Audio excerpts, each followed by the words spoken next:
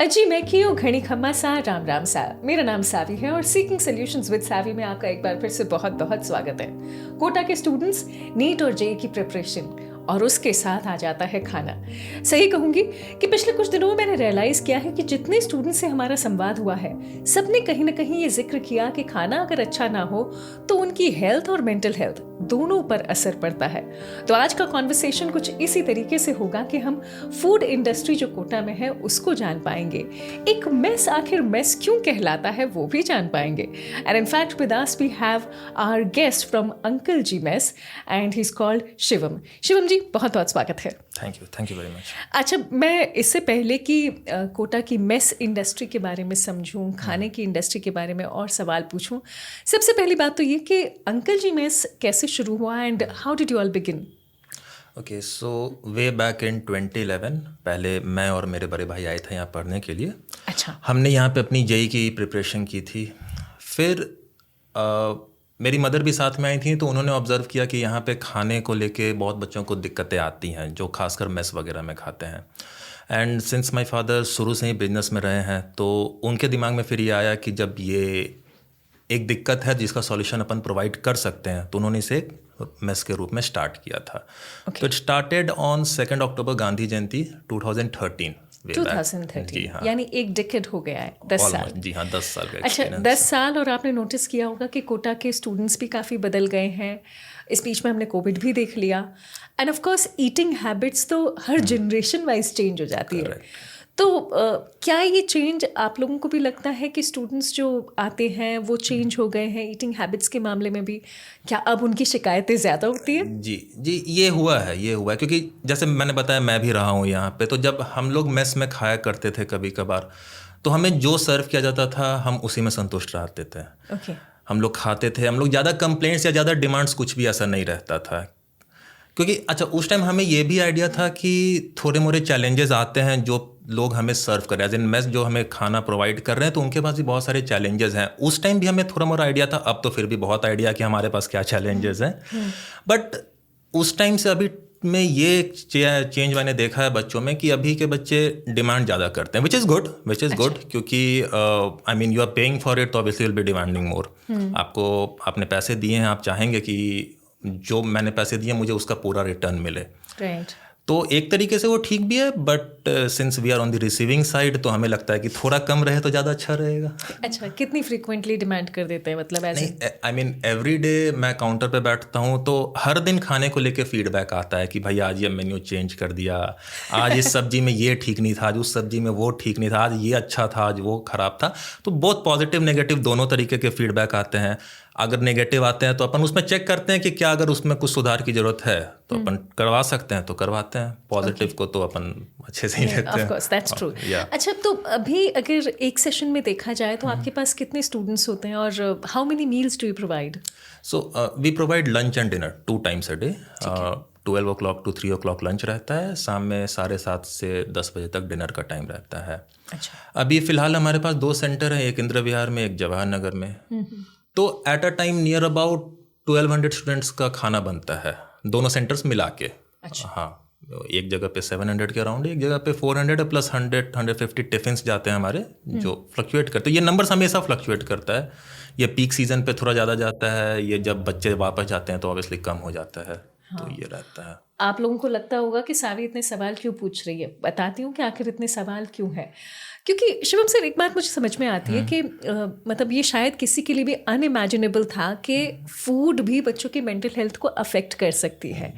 In fact I will say कि जब मैं स्टूडेंट से बात करने लगी मुझे तो लगा ही नहीं था कि फूड इतना बड़ा रोल प्ले कर सकता है। क्योंकि आपने खाना अगर अच्छा नहीं खाया है, आपका मूड ख़राब हो गया और वो अगर कई दिनों तक चलता रहा तो पढ़ाई भी इम्पैक्ट होती है। मतलब जब तक आपकी मम्मी ये बात कहती है तब तक इतना फ़र्क नहीं पड़ता है, राइट। बट जब आप पराए शहर में हो, मैं पराए इसलिए कह रही हूँ क्योंकि थोड़ा उनके लिए तो डिफरेंस है ही सही। तो आप लोग भी क्या इस बात को उतनी ही सीरियसली लेते हुए अपना खाना, जैसे मेरे लिए कंटेंट बहुत इंपॉर्टेंट है, आपके लिए फूड आपका कंटेंट है, तो क्या कहेंगे? करेक्ट। नहीं, ये बात से मैं एग्री करता हूँ, इस बात से मैं एग्री करता हूँ। सबसे इम्पॉर्टेंट बात है यहाँ पे कि क्योंकि बच्चा पहली बार अपनी घर से बाहर निकला है, इसके पहले तक टोटली प्रोटेक्टेड एनवायरनमेंट में था, अब बिल्कुल अकेला रहने लगा है। तो मेरे फादर जो इतने साल से ये बिज़नेस रन कर रहे हैं, इन्होंने इस बात को बहुत सीरियसली लिया था। आई मीन मैंने जब मैंने उनको ऑब्जर्व किया ये चीज़ें करते हुए, मैं बताऊंगा मैं किस चीज़ की बात कर रहा हूँ, मुझे लगता था कि वो थोड़ा ज़्यादा कर रहे हैं। बट देन उनके पॉइंट ऑफ व्यू से उनका कहना है कि he is around 60 years old। अच्छा। और सारे बच्चे जो आते हैं 15-16 साल के आसपास के रहते हैं। तो उनका कहना है कि ये सारे छोटे बच्चे हैं, अभी घर से बाहर निकल के आए हैं, अभी आप इनको खाना खिला रहे हो, बट खाने के साथ अगर थोड़ा केयर कर दो उनके लिए तो वो उनके लिए बहुत मैटर कर जाएगा, उनके गार्जियन भी। तो बच्चों से मेरे फादर को थोड़ा लगाव है, क्योंकि जब भी वो मेस पे रहते हैं वो कभी काउंटर पे बैठे हुए नहीं रहेंगे, वो पूरे मेस घूमते रहेंगे, एक एक बच्चे से पूछते रहेंगे कि आपको खाना ठीक लग रहा है, नहीं लग रहा है, क्या। वो कांस्टेंट फीडबैक भी लेते रहते हैं। इनफैक्ट मैंने आकर देखा है कि जब वो मेस पे आते हैं तो एक ग्रुप बच्चों का आ जाता है उनसे बस बात करने के लिए कि अंकल जी से बात करना है। जी हाँ। तो मुझे लगता है खाने के साथ साथ थोड़ा अगर आप उनकी केयर भी करो, थोड़ा मतलब उनसे बातचीत करो, थोड़ा रेगुलर मॉनिटरिंग तो मैं नहीं कहूँगा, बट हाँ अगर सिर्फ इंटरेक्शन करते रहो तो उनके लिए भी अच्छा है। हाँ, उनके पेरेंट्स तो घर पे बहुत खुश हो जाते होंगे, चलो बच्चा खाना खाते वक्त किससे बात कर रहा है। उनका मतलब बहुत सारे गार्जियन मेरे पापा से बहुत इस सब चीज़ों में खुश रहते हैं कि हाँ अंकल ध्यान रखते हैं। इनफैक्ट जब अभी कोटा में हर साल ऑलमोस्ट डेंगू एक प्लेग की तरह फैलता है, तो मेरे पापा उसमें गाइड करते हैं बहुत सारे बच्चों की कहाँ से आप दवाई ले सकते हैं। थोड़ा आयुर्वेदिक में वो ज़्यादा विश्वास रखते हैं, तो वो 1-2 डॉक्टर्स बताते हैं जिनसे सीरियसली फ़ायदा भी होता है बच्चों को। डेंगू में हम लोग बच्चों से चार्ज नहीं करते, उनको फ्री ऑफ कॉस्ट खिचड़ी वगैरह प्रोवाइड करते हैं, क्योंकि ऑब्वियसली मेस का खाना डेंगू में अपन भी नहीं बोलेंगे कि आप खाओ, आपको सादा खाना चाहिए, तो हम घर से उनके लिए खिचड़ी बनवा के लाते हैं फ्री ऑफ कॉस्ट, उनका कार्ड ऑफ करके उस तरीके से। हाँ, प्लीज़ डो नॉट कंसिडर कि कोई तरह का प्रमोशन है, लेकिन ऑफ कोर्स ये हमें ह्यूमन साइड दिखाता है फूड इंडस्ट्री की भी। हालांकि मैं कहूँगी कि फूड इंडस्ट्री बड़ी बदनाम भी है कई जगहों पर, और स्पेशली मतलब जब मैं इस पूरे के पूरे फूड को ही सोचती हूँ, मुझे ऐसा लगता है एक तरफ प्राइसिंग है, एक तरफ क्वालिटी है, और दूसरी तरफ बहुत सारी डिमांड्स भी हैं, राइट।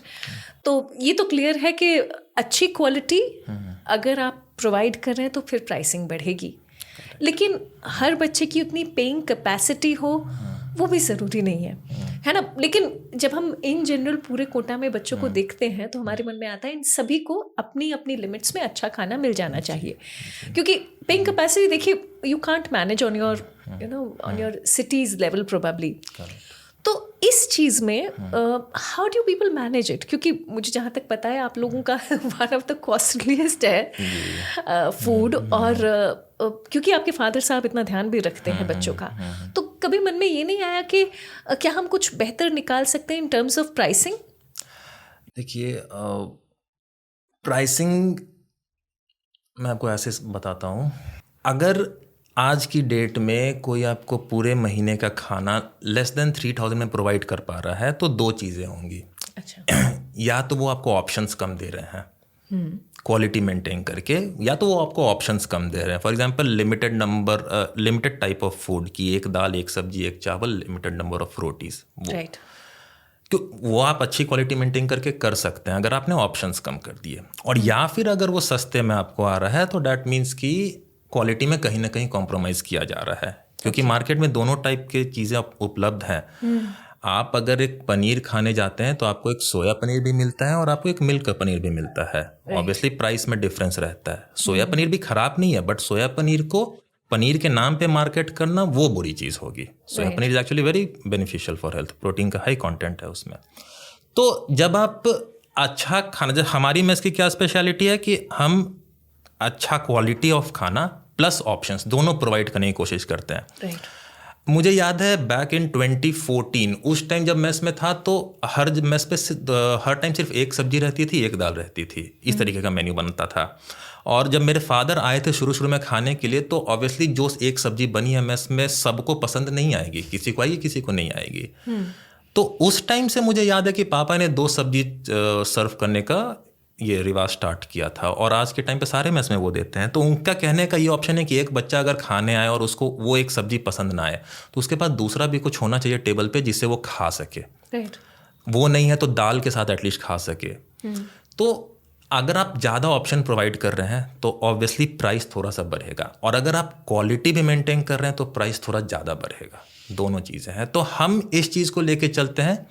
बट हम ये कोशिश करते हैं कि अगर बच्चे को ज़्यादा महंगा लग रहा है तो अलग अलग टाइप के ऑप्शंस प्रोवाइड कर सके। जैसे टिफ़िन में हम चाहते हैं, हम इनफैक्ट इसका रास्ता ढूंढ रहे हैं कि अगर हम बच्चे को टिफ़िन प्रोवाइड कर पाए कम अमाउंट में, हाँ कम अमाउंट में, तो उसमें एक हमारे लिए एक बहुत बड़ा चैलेंज आता है पैकिंग मटेरियल, कि हम किस मटेरियल में उसको पैक करके सर्व कर रहे हैं। हम उसका अभी भी रास्ता ढूंढ रहे हैं, और अगर वो हमें मिल जाता है तो डेफिनेटली हम टिफ़िन थोड़े कम रेट पे सर्व कर पाएंगे।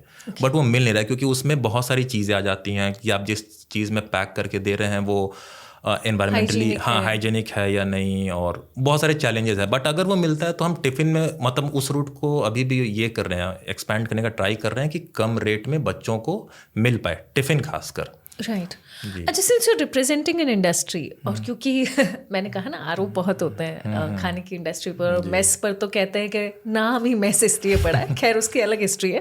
लेकिन यू नो कहते हैं कि मेसेस में इतनी क्लेanलीनेस नहीं रखी जाती जी। और ये ना गाहे बगाहे ज़्यादा सुनने में आ जाता है। इसी के साथ एक और आरोप जो मेस पर लगता है वो ये कि आप लोग ना शुरुआत में तो बहुत अच्छा खाना देते हो और बाद में आप खाने की क्वालिटी बेकार कर देते हो। तो how do you explain both the things? Okay, मैं दूसरे वाले पे पहले बात करूँगा। इस बार मैं जब यहाँ पे सीज़न होता है, सीज़न एज इन जब बच्चे आते हैं अराउंड मार्च अप्रैल मई के अराउंड बच्चे आते हैं, और आते टाइम कुछ बच्चों ने जब शुरू आए थे तो गार्जियंस ने खासकर मुझसे भी पूछा था कि ये हमने सुना है यहाँ पे। तो अच्छा, मैं क्योंकि ज़्यादा टाइम इसमें नहीं रहा हूँ तो मैंने उनको बोला था कि आप अभी से 6 महीने तक कंटिन्यू करके देखिए, 6 महीने बाद भी यही कंप्लेन रहेगा तो मैं आपको रिफ़ंड कर दूंगा। अच्छा, मैं आपको रिफ़ंड कर दूंगा। क्योंकि देखिए मेस, ये जो आपने बताया है कि शुरू में अच्छे देते हैं बाद में ख़राब देते हैं, तो मेस में किसी तरीके का रेस्ट्रिक्शन नहीं है। बच्चा मैक्स टू मैक्स 1 महीने का कार्ड बनाता है। अच्छा, तो वो नेक्स्ट मंथ ऑब्वियसली उसके पास ऑप्शन है दूसरी जगह जाने का। तो अगर मैं इंडिपेंडेंट मेसों की बात करूं तो इसमें आपको कोई बांध नहीं रहा है, कोई रेस्ट्रिक्शन नहीं लगा रहा है। तो ऑब्वियसली अगर कोई मेस चाहेगा कि पूरे साल मेरा बिजनेस अच्छा चले तो जैसा उसने शुरू में खाना दिया था वैसा ही वो लास्ट में भी देना चाहेगा, तभी बच्चे रहेंगे उनके पास। अगर क्वालिटी डाउनग्रेड कर दे गया तो ऑब्वियसली बच्चों के पास दूसरा ऑप्शन आता है। ये एक दिक्कत मैंने देखा है हॉस्टलों में। अच्छा, वहाँ क्या है, कुछ हॉस्टल हैं, सारे नहीं, बट कुछ हैं जो बांध लेते हैं कि अगर आप हमारे यहाँ रह रहे हैं तो आप हमारे यहाँ ही खा रहे हैं। और अगर आप खा रहे हैं और जब पता है कि इनके पास दूसरी जगह ऑप्शन नहीं है कहीं जाने का, तो हो सकता है कि वहाँ पे थोड़ा सा डाउनग्रेड कर दिया जाए क्वालिटी। बट ऐसा मैं कोई आरोप नहीं लगा रहा हूँ, ये जहाँ से ये अफवाह उड़ी होगी उसके पीछे का रीज़न ये हो सकता है, मैं ये एक आपको बता रहा हूँ। हम अगर खुद की मेस की बात करें तो ऑब्वियसली अगर बच्चे हमारे पास लास्ट तक टिक रहे हैं तो ऑब्वियसली हम डाउनग्रेड नहीं कर रहे हैं। हम तो 20 सीजन में रेट भी बढ़ा देंगे अगर हमें लगेगा कि हमें क्वालिटी मेंटेन करने के लिए रेट बढ़ाने की ज़रूरत है, तो हम कभी भी नीचे का रास्ता तो देखेंगे ही नहीं। ये चीज़ है। दूसरी चीज़ क्लीनलीनेस के बारे में, तो हाँ ये एक बहुत बड़ा इशू है क्योंकि इस लेवल पे मेंटेन कर पाने में थोड़ी दिक्कतें आती तो है। बहुत सारी मेसें इंक्लूडिंग आर्स हम लोग महीने में 2 टाइम बंद भी मेस को इसीलिए करते हैं ताकि हम एक बड़े लेवल पे उसको साफ़ सफाई कर पाए। जैसे हमारी मेस 15 तारीख और 30 तारीख की डिनर में बंद रहता है, मतलब दोपहर सर्व करके वी क्लोज द मेस। जैसे अभी आज के टाइम जब ये पॉडकास्ट रिकॉर्ड हो रहा है तो अभी हमारी मेस बंद हो गई। अभी हमारे सारे स्टाफ, उनके लिए छुट्टी नहीं है, वो अभी सारे डीप क्लीनिंग में लगे हुए हैं। वहाँ पे पानी की टंकियाँ सफाई हो रही है, सारी चीज़ों का मतलब हम लोग कोशिश रखते हैं कि डेली सफाई करें। बट अगेन ये इंडिविजुअल लेवल पे आ जाएगा कि कौन अपना बिजनेस कैसे चलाना चाह रहा है। मैं खुद की बात करूं तो हम लोग ध्यान रखते हैं, बहुत सारे लोग ध्यान रखते होंगे। तो क्या ये बड़ा डिफिकल्ट है? क्योंकि देखिए अगर हम इंडस्ट्री की बात करें, जैसे आपने कहा कि आप लोग 15th और 30th को इवनिंग्स में उसे ऑफ रखते हैं सो दैट आप डीप क्लीन कर सकें, तो क्या ये बहुत डिफिकल्ट होता होगा अगर करना चाहे तो? नहीं, बहुत डिफिकल्ट नहीं है बिल्कुल भी। वैसे हाँ, डेली लेवल पे इस लेवल का डीप क्लीन नहीं हो पाएगा। डेली लेवल पे आप मतलब ऊपर से साफ कर सकते हैं, बट जो डीप क्लीनिंग की मैंने बात की, इसके लिए आपको मेस बंद रखना पड़ेगा। तो ये हम लोग महीने में 2 बार ऐसा करवाते हैं। ये चीज़ है। अच्छा, बिकॉज है ना, आप खुद भी कोटा में इनिशियली पढ़ने ही आए थे, तो आपको पता होगा कि खाने का इम्पैक्ट आपकी लाइफ पर कितना हाई रहता है। तो आपकी मम्मा आपके साथ में आई और मम्मा के मन में हमेशा रहता है कि बच्चे को घर जैसा खाना मिल जाए। अच्छा, कितना अचीवेबल है घर जैसा खाना? टेस्ट के मामले में तो मैं कहूँगा बिल्कुल भी नहीं अचीवेबल है, क्योंकि हर घर में अलग टेस्ट का खाना बनता है। और अगर मेरे पास से एक बार में एक्स नंबर ऑफ पीपल आ रहे हैं खाने, सबका टेस्ट अलग है, और वो एक जो खाना बना होगा ऑब्वियसली सबको पसंद आए या घर जैसा लगे, ये तो नहीं पॉसिबल है। ये इनफैक्ट फूड इंडस्ट्री में कभी भी नहीं हो पाएगा कि घर जैसा खाना आपको बाहर लगे। अब हम कितना उसके आसपास रख सकते हैं खाने का टेस्ट, वो मैटर कर जाता है। तो हम कोशिश करते हैं कम तेल मसाला और मिर्च वाला खाना प्रोवाइड करने का। ये हमारा मतलब ये हमारी कोशिश है। और ये इसलिए भी है क्योंकि मेरे फादर एक बहुत बड़े फूडी हैं। तो इनिशियल ईयर्स में अच्छा, हमारे जो कुक हैं पिछले 10 सालों से सेम है, अच्छा, चेंज नहीं हुआ है। और इनिशियली पापा ने उनको अपने अंडर रखते हुए, गाइड करते हुए भी आगे बढ़ाया है, ऐसे बताया है कि ऐसे बनाओ, ऐसे बनाओ, ऐसे बनाओ। वो उन्होंने बस छोड़ नहीं दिया कि आप कुक हो तो आप बनाओ जैसा भी बनेगा, नहीं। तो और क्योंकि पापा को भी ज़्यादा तेल मसाला, क्योंकि पता है कि इनका नेगेटिव इम्पैक्ट पड़ता है बच्चों के हेल्थ पे, खासकर छोटे बच्चों के हेल्थ पे, तो हम ट्राई करते हैं कि फूड लेस ऑयली हो, ज़्यादा तीखा ना हो। ये हमारी कोशिश ज़रूर रहती है ताकि, और ये यही कारण है कि बच्चों को ये थोड़ा पसंद भी आता है, क्योंकि ऑब्वियसली तेल ज़्यादा रख के खाना बनाना इजी हो जाता है, ऑब्वियस सी बात है, बहुत आसान रहता है। तो ये हमारे कुक को मैं बता रहा हूँ, उनकी खुद की भी काबिलियत है, प्लस वैसी ट्रेनिंग भी मिली है साथ में रहते हुए, काम करते हुए, कि अब वो इस लेवल का खाना बना पाते हैं कि मैक्सिमम बच्चों को पसंद आ जाता है हर मील। कुछ बच्चों को ऑब्वियसली नहीं पसंद आएगा। मेरे पापा बोलते भी है बच्चों को कि आपको हर टाइम का खाना पसंद आएगा, इसकी मैं गारंटी नहीं दे सकता हूँ, क्योंकि ये घर में भी नहीं होता है। बहुत बार होता है कि घर में भी आपको लगता है कि ये खाना अच्छा नहीं है आज का, वो है, बट मैक्सिमम टाइम पसंद आएगा, तो ये कोशिश अपनी रहती है। अच्छा, बिकॉज डिफ़िकल्ट ये इसलिए भी है क्योंकि बच्चे का मनस्थिति साल के हर महीने में अलग हो जाती है अकॉर्डिंग टू जैसा आपका जीवन चल रहा है उस मोमेंट पर। तो जब आप लोग देखते हैं कि बच्चे थोड़े से डाउन है, जैसे आपने कहा कि आपके फादर साहब तो ऑफ कोर्स उनसे बातचीत करने की कोशिश भी करते हैं, तो आप लोगों को पता चल जाता है कि आज बच्चा थोड़ा सा लो है, और फिर क्या करते हैं? क्योंकि देखिए हमारा सिस्टम कुछ ऐसा है जिसमें हर किसी की अपनी एक रिस्पॉन्सिबिलिटी है। और आपसे सवाल इसलिए भी पूछ रही हूँ क्योंकि आप खुद कोटा में रहकर पढ़ाई भी कर चुके हैं, तो इससे कितना रिलेट कर पाते हैं? जी हाँ, नहीं ये दिखता भी है हमें एक्चुअली। जैसे कोई एक बच्चा जो डेली आता है और काउंटर पे हमसे बात करते हुए अंदर जाता है, किसी एक दिन अगर वो सीधा बिना बात किए सीधे अंदर चला गया, तो ऑब्वियसली पता चल रहा है कि आज उसका स्टेट ऑफ माइंड कुछ और है, वो नॉर्मल फ्लो में नहीं है। तो अपन कोशिश करते हैं ऐसे बच्चों से बात करने की, normally, not as a guardian या नॉट एज अ कि क्या हो गया बताओ, बस एक नॉर्मल कन्वर्सेशन स्टार्ट करने की कोशिश करते हैं कि बच्चा बात करे। अगर उसी फ्लो में बच्चा कुछ कह देता है, बहुत बच्चे बात भी करते हैं कि भैया एग्ज़ाम आ रहा है, एग्ज़ाम का टेंशन हो रहा है, अभी एग्ज़ाम आ रहा है इसलिए खाना भी नहीं खाएंगे, कार्ड ऑफ लगा दीजिए, खाने में टाइम लग जाता है। हाँ, क्योंकि बहुत बच्चे बोलते हैं कि Seriously? हाँ, कभी कभार ऐसा भी होता है कि बच्चे मेस क्लोज होने का टाइम है 3 बजे, अब बच्चे बोलेंगे कि भैया 3 बजे से भी लेट होते हैं, वो आते हैं और उसके बाद बोलते हैं कि भैया आज खाना बस पैक कर दीजिए, शाम में खा लेंगे, दोपहर का पूरा लंच स्किप हो गया, शाम में खा लेंगे, वैसे करेंगे। तो कभी कभार जैसे इस प्लेटफॉर्म से मैं बच्चों को बोलना भी चाहूँगा कि खाने का टाइम को अगर आप कम कर दे रहे हो और आप सोच रहे हो कि वो टाइम आप पढ़ाई में इन्वेस्ट करोगे, तो वो बहुत बढ़िया रिजल्ट नहीं देने वाला है, बिकॉज खाना इंपॉर्टेंट है, एनर्जी वही देगा, एनर्जी देगा। आपके पढ़ते हैं तो बहुत ज़्यादा मेंटल एनर्जी आपका लग रहा है, आप थक रहे हो, आप मेंटली आप थक रहे हो, तो उसको प्रोवाइड करने के लिए आपको खाना ही पड़ेगा। तो खाने में टाइम देना चाहिए अच्छे से, और उसके बाद जो बाकी जगह से आप टाइम बचा सकते हो फिर आप बचाओ पढ़ाई के लिए। तो ऐसे मैं बच्चों से इंडिविजुअली भी बात करता हूँ, लेकिन अब जैसे इस प्लेटफॉर्म पे जितने बच्चे सुन रहे होंगे वो भी इस चीज़ को ध्यान रखते हैं। अब क्योंकि देखिए न्यूट्रिशनल वैल्यू पर जाए तो कहते हैं कि एक बच्चे को है ना 3 मील्स लेनी चाहिए, उसके साथ साथ 2-3 बार स्नैक्स भी होना चाहिए जिसमें फ्रूट आ जाए, वेजिटेबल अच्छा आ जाए, एवरीथिंग एल्स सैलड हो, कार्बोहाइड्रेट्स, फैट्स, प्रोटीन, सबकी बातें करते हैं। तो आप लोग जब अपना मेन्यू प्रोवाइड करवाते हैं तो इतना मेटिकुलस हो पाते हैं, या फिर इट्स जस्ट अबाउट कि बच्चे को फिलहाल एडिबल कुछ ऐसा मिल जाए जिसमें उसका मन लगा रहे? 3 टाइम का खाना और स्नैक्स, ये सारी चीज़ें तो मेस प्रोवाइड कर नहीं पाएंगे। Very true. हमारे खुद के कंस्ट्रेंट्स हैं, स्टाफ है, सुबह का नाश्ता बनाने के लिए स्टाफ उस टाइम अवेलेबल नहीं रहते हैं, बहुत सारी चीज़ें हैं उसमें। right. हाँ, बट ये एक पॉजिटिव साइड है जो हॉस्टल्स में मिलता है, बहुत सारे हॉस्टल्स प्रोवाइड करते हैं। right. जहाँ तक बात है न्यूट्रिशनल वैल्यू की, तो जैसे हमने बताया कि 2 सब्जी हमने रखी है, तो हम कोशिश करते हैं एक हरी सब्जी रखने की और एक आलू की सब्जी रखने की। अच्छा। हाँ, हरी सब्जी में ऑब्वियसली न्यूट्रिएंट्स काफ़ी मिलेंगे, और आलू की सब्जी जो हरी सब्जी नहीं खाता उसको आलू की सब्जी पसंद आएगी। बट अगेन वो डिपेंड करता है अवेलेबिलिटी के ऊपर पे, सीजन पे डिपेंड करता है।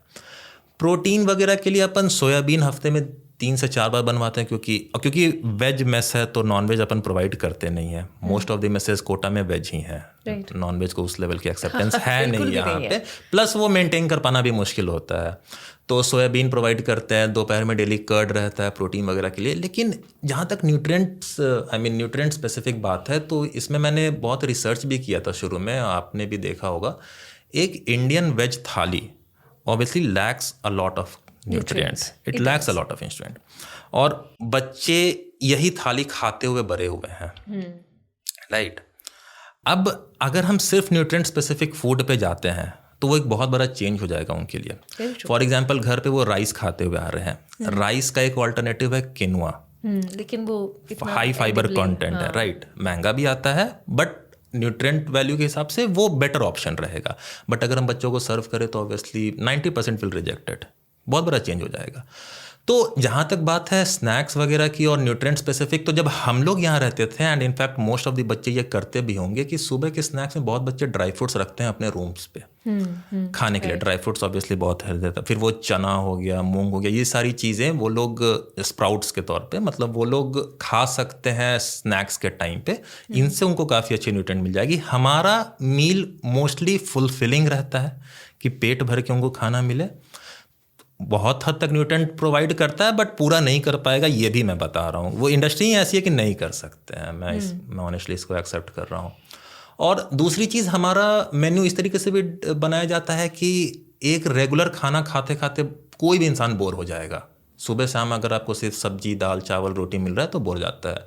तो ये मैंने कोटा में ही देखा था स्टार्टिंग से कि सारी में से स्पेशल एक डिनर प्रोवाइड करवाती हैं। ये बड़ा वो है आजकल तो इसमें पिज्ज़ा भी होने लग गए हैं। सब ये मैंने, जब मैं था तो उस टाइम बहुत रेयर होता था, शायद वीक में एक बार होता था।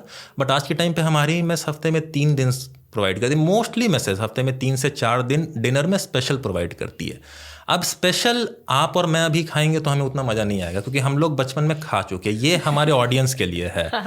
मतलब जैसे मैं अपनी एक स्पेशल मेन्यू बताऊं तो उस दिन पनीर की सब्जी रहती है हफ्ते में एक दिन, और पनीर मतलब पनीर रहती है उसमें पनीर गायब नहीं होता है, सिर्फ ग्रेवी नहीं होती है। ग्रेवी नहीं रहती है। बच्चे पनीर छांटते हैं, उसमें भी पापा डांटते हैं बच्चों को कि पनीर तो प्रोटीन है, खाओ। नहीं, वो सिर्फ पनीर छांट के खाते हैं। आप ग्रेवी क्यों नहीं खा रहे हो? वो गलत है। वो जो भी है वो बच्चों का और पापा का अपना एक अंडरस्टैंडिंग है उस लेवल पे। बच्चे डांट खाते भी हैं, खुशी खुशी खाते हैं कि अंकल जी बोल के गए हैं। ये तो जैसे पनीर रहेगी, साथ में पिज़्ज़ा रहेगा, अनलिमिटेड है पिज़्ज़ा। फिर पुलाव हो गया या बिरयानी हो गई, दाल तड़का हो गया, नान हो गया, मिठाई हो गई। गर्मी के टाइम पे आइसक्रीम, कोल्ड ड्रिंक ऐसा कुछ हो गया, या फिर ठंडे के टाइम में है तो रात में कॉफ़ी वगैरह हो गया। तो ये सारी चीज़ें रहती हैं। बच्चों के लिए हो गया कि हाँ इतने सारे फैंसी आइटम्स मिले, क्योंकि ये रेगुलर फूड में तो आता नहीं है। बट उनके लिए है कि हाँ कुछ अलग मिल रहा है। बट मैं आपको बताऊं, बच्चे अब स्पेशल खा खा के भी बोर हो गए। अब स्पेशल में भी वैरायटी चाहिए। ये भी हो गया है? हाँ, क्योंकि जैसे हमारे में इसमें सबको पता है कि हर वेडनेसडे पनीर ही बनना है। तो 90% तो मैं आपको बताऊं एंटिसिपेशन में आता है कि हाँ पनीर बनेगा, पनीर अच्छा है। बट 10% विल बी लाइक हर वेडनेसडे पनीर ही है, कुछ चेंज कर दीजिए। स्पेशल ही पनीर है। हाँ, स्पेशल में पनीर ही है, कुछ मशरूम बना दीजिए। अब मशरूम सबको पसंद आता नहीं है। Also mushroom is costly also. Near about same as in paneer, near about same है, उसी रेंज में। बट जैसे पनीर की एक्सेप्टेंस अगर 95% है तो मशरूम की हमने 1-2 बार बना के देखा था, अराउंड 50-60% है। तो ऑब्वियसली हम देखेंगे कि मेजॉरिटी को क्या पसंद आ रहा है, उस हिसाब से ही अपन मेन्यू बनाते हैं। Right, I can get that. अच्छा, ये बात मेरे माइंड में अभी ज़्यादा आ रही है क्योंकि आप स्टूडेंट रहे हैं, आपने यहाँ से पढ़ाई करके अपने कॉलेज की भी बात की, और then you came back job के बाद। तो व्हाई? ये एक्चुअली लास्ट ईयर पापा का कॉल आया था। उनका बस एक सिंपल सा लाइन था कि तुम जितना वहाँ कमा रहे हो उतना मेरा नुकसान हो रहा है यहाँ पे। ओके। बस ये चीज़ कि फॉर एग्जांपल अगर आपका बिजनेस बढ़ रहा है तो you need more people whom you can trust यहाँ पे मैनेज करने के लिए। और अगर आप नए लोग हायर करते हैं, obviously will be giving them salaries. तो आप जितना उधर कमा रहे हैं उससे ज़्यादा का मेरे को नुकसान हो रहा है यहाँ पे, just because you are not over here to handle these things. Plus we are expanding also, थोड़ा एक्सपैंड करें, 1-2 जगह और सेंटर्स लिए हमने, और क्लाउड किचन वगैरह भी बनाने का प्लान है हमारा उस हिसाब से। तो इसीलिए मैंने सोचा कि वापस आओ। So what is the future of food industry in Kota? क्योंकि मैं मेस तो देखिए ये बात है कि आपने बहुत कॉम्प्रिहेंसिव कॉन्वर्सेशन किया इसके अराउंड, लेकिन फिर भी वो जो प्रॉब्लम्स हैं वो तो कई कई जगहों पर बनी रहेंगी, है ना? आपने क्लाउड किचन का क्योंकि जिक्र किया है, तो वो ज़रूर पूछना चाहूँगी, व्हाई दैट? नहीं, क्लाउड किचन का तो कॉन्सेप्ट दूसरा है। उसमें हम सोच रहे हैं कि हम मैक्सिमम हॉस्टल्स को अपने अंदर इंकॉर्पोरेट करें। जैसे हॉस्टल वालों को भी बहुत दिक्कतें आती है इस पूरे बिजनेस में। स्टाफ एक बहुत बड़ा रिसोर्स भी है, प्लस एक लाइबिलिटी भी है। कि अगर स्टाफ आपके पास ढंग के नहीं है, आप कितना भी अच्छा सोच ले कि हम प्रोवाइड कर पाएंगे, आप नहीं करा पाइएगा, क्योंकि आपको खुद कुछ नहीं करना है। हमारे जो कुक हैं they get paid more than an average BTech graduate fresher. अच्छा। तो उनसे क्या होता है कि जब आपको उस क्वालिटी के स्टाफ मिलते हैं तो आप अच्छा प्रोवाइड करवा सकते हो। हाँ, सब कुछ क्वालिटी पर ही। एग्जैक्टली वो चीज़ है। तो हम चाह रहे हैं कि हम अपने अंदर और अच्छे अच्छे स्टाफ रखें, ताकि हम हॉस्टल्स वगैरह को भी करवाएं जिनके पास अच्छे स्टाफ नहीं मिला या फिर उनके पास और कुछ दिक्कतें आ रही हैं, तो हम उनको प्रोवाइड कर सके। इस कारण हमसे और बच्चे जुड़ पाएंगे, उन बच्चों तक भी और अच्छा खाना पहुंच पाएगा। और ऐसा हम नहीं बहुत लोग भी ट्राई कर रहे हैं। हमारे पास पहले भी कुछ हॉस्टल्स आए थे खाना कि आप हमें खाना बस प्रोवाइड करवा दीजिए, जो चार्ज रहेगा उस हिसाब से मिल जाएगा। तो पहले क्योंकि अगेन पापा सारा बिजनेस देख रहे थे और उनके पास रिसोर्स की कमी थी, जगह की कमी थी, तो उस टाइम नहीं हो पाया। बट जैसे मैं इन्वॉल्व हुआ इसमें तो हमने सोचा कि ये भी एक कॉन्सेप्ट लेके चले आगे। वंडरफुल। आई थिंक मैंने वैसे तो बहुत सारे सवालों के जवाब पा लिए हैं, but let's go with a short rapid fire. Okay. Students और स्टूडेंट लाइफ को मैनेज करते हुए पहला सवाल, बच्चों को कौन सी दाल सबसे ज़्यादा पसंद होती है? तुअर की दाल। उनको बाकी दालें पता होती है? डिफरेंस बहुत कम, 10% को डिफरेंशिएट करना आता होगा, बाकी सब तो हाँ ठीक है, अच्छा है, आज का दाल अच्छा था, कौन सा था नहीं पता, बट आज का दाल अच्छा था। कौन ज़्यादा फजी होता है, पेरेंट या फिर स्टूडेंट खाने के? पेरेंट। ओके। पेरेंट से जनरली क्या सुनने को मिलता है कि आपका खाना कैसा है, या फिर वो क्या चीज़ चाहते हैं खाने में? नहीं, मैं अपने मेस की बात करूं तो पेरेंट्स की तरफ से ऐसा कोई डिमांड नहीं आया कि खाने में आप कुछ चेंजेस करें। थोड़े से हमारे रूल्स को लेके पेरेंट्स का डिमांड आता है, क्योंकि हम थोड़े रिजिड हैं अपने रूल्स में। हमारा थोड़ा डिफरेंट है बाकी मेसों से। हमारे पास कार्ड सिस्टम है, कूपन सिस्टम नहीं है। हम अगर बच्चों से पैसा लेते हैं तो हम उनके लिए खाना बनाते हैं, हम उनको ऑप्शन नहीं देते हैं मील स्किप करने का। ये अगर आप लॉन्ग रन में देखें या हायर पॉइंट ऑफ व्यू से देखें तो ये एक बेटर चीज़ है बच्चों के लिए, कि उनके पास जैसे उन्होंने पैसा दिया, अब उनको खाना ही है रेगुलर। एक आध डाइट मिस हो जा रहा है तो हम उसको कॉम्पनसेट कर देते हैं। बट अगर कोई बच्चा 30 दिन के लिए पैसे दिया और उस 30 दिन के डाइट को 60 दिन में ख़त्म कर रहा है, डैट मीन्स कि वो बाकी खाना कहीं और खा रहा है, कहीं और पैसे बर्बाद कर रहा है, उसके हेल्थ पे अफेक्ट हो रहा होगा। आई एम नॉट सेइंग कि दूसरे मेस में खा रहा है, वो बाहर खा लेता हुआ कुछ, तो वो पैसे भी बर्बाद हो रहा है, हेल्थ भी ख़राब हो रहा है। तो हमने जो सिस्टम बनाया उसमें हम चाहते हैं कि जब बच्चे हमें पैसे दे रहे हैं तो उस पैसे को पूरी तरीके से यूटिलाइज करें। Okay, so that gives me the answer, क्योंकि ऑफ कोर्स पेरेंट्स तो ज़्यादा नहीं कहते हैं। पेरेंट्स ज़्यादा नहीं कहते हैं। राइट। सो बच्चों की फेवरेट सब्जी कौन सी होती है? पनीर की सब्जी। ओके। बच्चों के जीवन का आलू क्या है? हमेशा मिलेगा? हमेशा मिलेगा तो आलू ही है।